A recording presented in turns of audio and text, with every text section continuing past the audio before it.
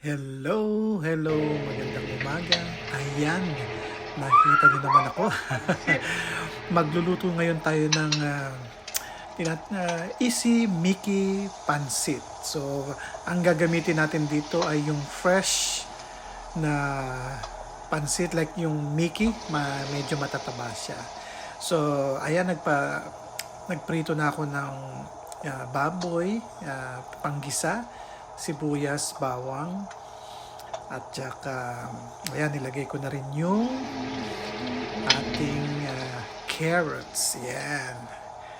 So, masarap po yan. So, yan, pinakasimpleng luto ngayong umaga. So, tinawag ko siyang Mickey Pansit kasi yung fresh na pansit na medyo matataba ang aking ginamit. So, pareho siya ng panglomi. So, hindi katulad ng mga ordinaryong niluluto ko na dry. Ayan, katulad niya, ayan, makikita niyo siya, yung para siyang sa lomi. Ayan, so, masarap po yan.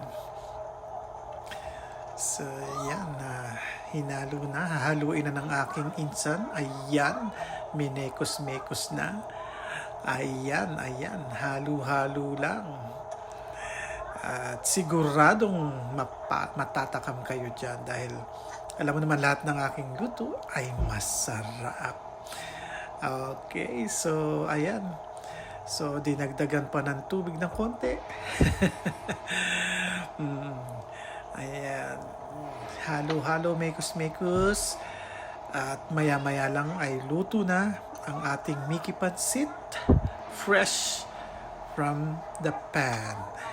So, yun lang po. At maraming salamat sa panonood. Ayan, kita nyo naman ang final na product natin. Ayan, di ba katakam-takam? So, ayan po. Enjoy. Please like and share. Thank you.